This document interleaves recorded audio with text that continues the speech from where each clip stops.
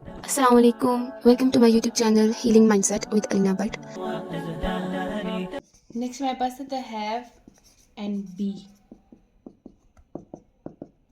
Reactive लोग क्या use करते हैं? Have, had. और जो प्रोएक्टिव है वो यूज़ करते हैं बी। रिएक्टिव इंसान बोलते हैं if I had this I would be this. If I have something this I would have this. Like वो क्या करते हैं, वो सिर्फ और सिर्फ काश में रहते हैं, काश मेरे पास ये होता, काश मेरे पास वो होता, इस तरह से। लेकिन जो प्रोएक्टिव इंसान है वो बोलते हैं आई would be this, can be wise, I can be intelligent, I can be patient, I can be this, I can be this. Like वो करने का सोचता है और वो करता भी है। लेकिन जो प्रोडक्टिव इंसान है वो बस सोचता ही रह जाता है कि मेरे पास ये होता तो मैं ये कर लेता, मेरे पास ऐसा होता तो मैं ये कर लेता। लेकिन प्रोडक्टिव इंसान क्या है, वो सोचता है कि मैंने ये करना है। अब मैं आपको एग्जांपल इसकी दूंगी हज़रत यूसुफ से। उनके भाइयों ने तकरीबन 17 साल की उम्र में उनको कुएं में फेंक दिया, ठीक है। और कुछ लोगों ने उनको आकर बेच दिया, फ्रॉड कर लिया। उसके बाद उन्होंने ये नहीं कहा कि मुझे, उन्होंने सब दिन भाइयों पे डाला कि मेरे भाई अगर मुझे ना फेंकते तो ये होता था, मैं ऐसे करता, मैं वैसे करता। उन्होंने बी पे फोकस किया। उन्होंने अपने सर्कल ऑफ इन्फ्लुएंस को क्या किया, एक्सपेंड किया।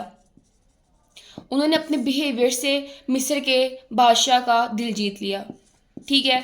उन्होंने सोचा कि मुझे ये करना है, उन्होंने किया, उन्होंने मिस्र के बादशाह का दिल जीता।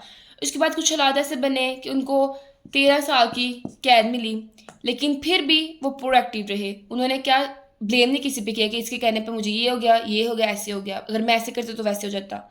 उन्होंने क्या किया, वहाँ पर भी कैदियों को सर्कल ऑफ इन्फ्लुएंस से अपने बिहेवियर से इम्प्रेस किया। वहाँ पर भी उन्होंने क्या किया, हालात को अपने ऊपर काबू नहीं पाने दिया, उन्होंने अपने वैल्यूज़ को गिरने नहीं दिया। लाइक उनकी ज़िंदगी जो है ना फुल प्रोडक्टिवनेस से भरी हुई है। अगर आपने प्रोडक्टिव बनना है ना तो हज़रत यूसुफ जैसे बने। सो हज़रत यूसुफ ने क्या किया, हमेशा उन्होंने हैव की तरफ नहीं वो भागे, वो उन्होंने बी, I would be this, I would be this, I would be remain patient. तो उन्होंने ये चीज़ें की हैं। और एक दिन आया, उन्होंने पूरी मिस्र के बादशाह बने, उन्होंने पूरी सल्तनत चलाई, ठीक है। तो आपने अगर प्रोडक्टिव बनना है ना तो आप एक दफ़ा इनकी स्टोरी को ज़रूर रीड करें। तो इंसान को हमेशा प्रोडक्टिव बन के सोचना चाहिए। रिएक्टिव माइंड्स हमेशा नेगेटिव एनर्जी, उनके अंदर रिएक्टिव माइंड से अंदर सिर्फ और सिर्फ नेगेटिव एनर्जी होती है। वो विक्टिम बनते हैं, वो आपको नेगेटिव एनर्जी देते हैं और आप नेगेटिव एनर्जी उनसे ले लेते हो। प्रोडक्टिव इंसान हमेशा अपनी वैल्यूज़ पर कायम रहता है। जितना मर्जी रिएक्टिव इंसान उसको आकर डिमोटिवेट कर दे, जितना मर्जी आकर 10,000 बातें कर दे, प्रोडक्टिव इंसान नोज रिएक्टिव माइंड को बच्चों की तरह ट्रीट करता है।